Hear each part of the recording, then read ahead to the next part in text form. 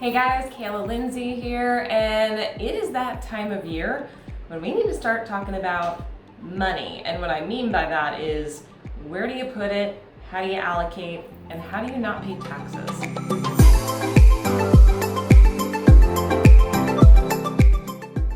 So in this video, we're going to talk a little bit about banking. And I know this is not the most fun topic, but I'll tell you what, when your CPA tells you, or you shouldn't use this, when TurboTax tells you, hey, you owe $50,000 in taxes, and you're sitting there going, I'm sorry, what?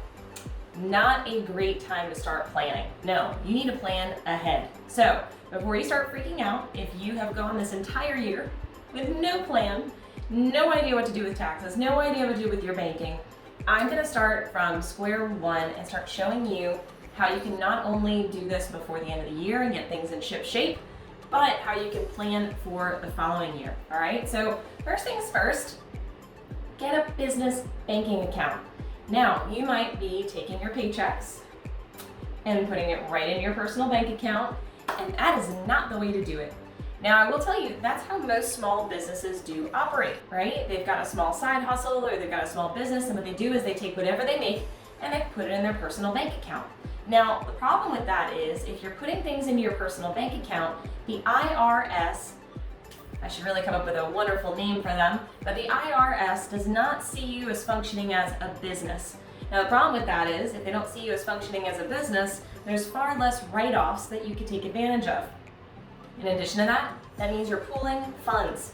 That's right, so money you're getting from elsewhere, what you got for your bar mitzvah, what you got from your birthday, whatever other money is in that account, you are now commingling. Commingling is not good, all right? Let's pretend that we're in elementary school and boys and girls have to be separate, right? That's basically what we're looking at here. Your business funds and your personal funds must be separate. I'm gonna say it again. Your business funds and your personal funds must be separate. If you learn nothing else from me, learn that, all right? So here's how you do this. First, go ahead and get yourself an LLC. Now you might be wondering, well, how the hell do I do that? Honestly, LegalZoom is a really simple, easy way to do it. You can also talk to your CPA or talk to an attorney that you use if you're in the real estate world. Talk to an attorney that you use. They can either turn you on to somebody or run the paperwork themselves. Get your LLC started. It's about $200. Now you have an LLC name, right? So for me, it's the True Lane Group LLC. That's my LLC name.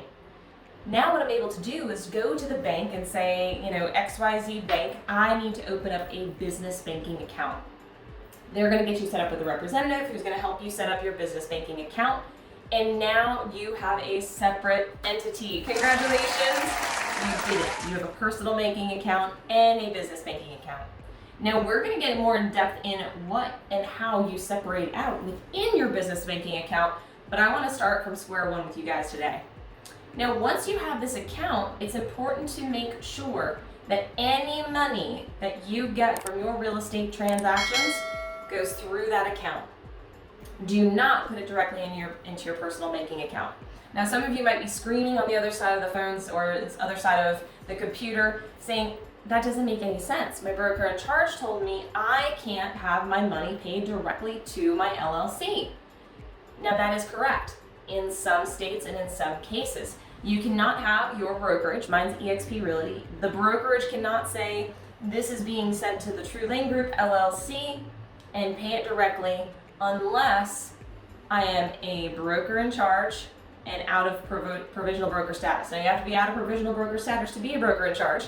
So I am the broker in charge of the True Lane Group LLC, which is now also a firm. All right, so I had to turn my LLC into a firm and I had to be the broker in charge of that firm. That's the only way those checks are going to be made out to my team or firm name. But there's a loophole. I'm going to show you what this is. So when you get that check, it's going to have your name on it, right? It'll say Kayla Lindsey on the commission check. So in order for me to get that check into my business banking account, I walk up to the clerk and I hand it to them and they deposit it. Why is that? Well, see, here's the thing. You are the person who is the owner and operator of the business and of that account, right? You need a human being in order to open the account, close the account, do anything on the account. So you have the ability to pay your check that is your name on it into that business banking account, even if it's not made out to that business. So write that down. Get a business banking account, which you can do by procuring an LLC. Then make sure all of the checks you make go into that business banking account. Now here's where this gets slightly more complicated. We're doing all of this in order to avoid taxes, which if you do a little bit of research, you would know that taxes are actually illegal, but we're not going to go down that road right now. So in order to play the game, you need to understand how the tax game is played. Most people go throughout their lives not understanding the rules of the game, and they get completely screwed. It's like going ahead and playing Monopoly and not understanding that you need to go ahead and buy up all of the properties on that one strip, and that is ideally how you win the game, right? You force everybody to keep paying every time they come through. But if you're the person that joins that board game and doesn't understand the rules, you're gonna get slaughtered. And that's what happens with most small businesses. They lose money to taxes, they lose money to expenses, etc. I don't want you to be that person. So we need to understand the game that is being played, all right? And the game is called tax avoidance or tax strategy, if you'd like to come at it a little bit nicer sounding. It's a tax strategy. And this is how the most wealthy on this planet consistently earn more and pay the least in taxes. Back in 2019, Amazon paid 0 in taxes. I don't know about you guys, but I'm pretty sure Amazon made a crap ton of money, right? So I want you to learn these skills. So one of the first skills, aside from having that bank account, is you need to get set up with a payment company. And what I mean is for a salary. The way I set it up is I'm with a company called Paychecks. They're the least expensive one here in the area. And what I do is I'm set up on a salary. Now, granted, my first few years in real estate, I was paying myself $35,000. Now I pay myself $45,000. Now you might be thinking, Kayla, I thought you made more than that. I do, but you just have to claim a certain amount on your taxes, right? It's the IRS that we're dealing with. This is a part of the game, and these are one of the rules. So set yourself as an employee of your company, right? Because we have that LLC, you can get employees. Set yourself up as an employee of that company, of that LLC, and then make sure that the payroll company pays you every 2 weeks, every month, whatever it might be. Make sure you get that payment put through. This way they see you as an actual employee of the company, which means when you dip into your business banking and when you get that, you have the ability to use those funds for whatever you need. Now, this is also why we don't like commingling, because the IRS doesn't want to see you just using it as your own piggy bank. If it's in a business banking account, they see it differently, especially if you're being paid a salary, and that's the key piece. Pay yourself a salary. Now, what I do, instead of pulling that money out and having it deposited, I just ask the company, pay whatever taxes would have been paid on a $45,000 salary. This way, I don't have to worry about getting anything direct deposited, no extra fees. They just pay the government whenever the government wanted. That is one of the first steps to tax-free wealth, is understanding how to set up a business and run it like a business. I know we're all out there selling houses, but if you truly want to be wealthy, the agents that get ahead, the agents that build teams, the agents that net, not revenue, net the most, are the ones that understand tax strategy. Now I'm going to give you the great book that I absolutely love. I'm about to start reading again, and it's called Tax-Free Wealth. It's by Rich Dad Poor Dad organization. You might have heard of Robert Kiyosaki. His organization put out an entire book, and they shift from year to year, by the way, but they put out an entire book that reviews tax strategy, which is so important. And you might be thinking, wow, this is a snooze of a read. But honestly, the more I read it, the more I understand how much I can write off. For example, in 2021, which is the year in which this is filmed, if you purchase a vehicle that's 6 tons or higher, you can write off the entire purchase price in the same year. Now, usually you'd have to write that off over 5 years, where you can only write off 50%.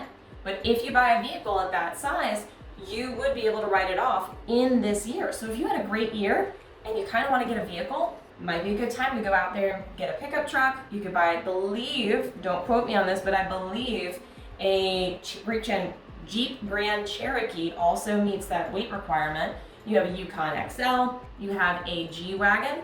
All of these come in under that parameter. So the more you understand your strategy, the better you'll be. So make sure to write these things down. Go get your LLC set up. It just takes $200. Get your business banking set up. Make sure all of your commission checks go into that business banking account. All of them. And set yourself up as an employee through a payment company so you can receive a salary throughout the year so the IRS doesn't come down on you. And last but not least, start researching and understanding tax-free wealth. I'm gonna have an entire program that I'm gonna put out on this, on ways in which you can avoid taxes and have a strategy, because that is the key to becoming wealthy. So I hope you guys got something out of this, and I will see you on our next video. Thanks so much, guys. Don't forget to like and subscribe and check out my new podcast. We're gonna start interviewing top agents across the country who specialize in all different areas. So tune in here soon, and I'll see you later.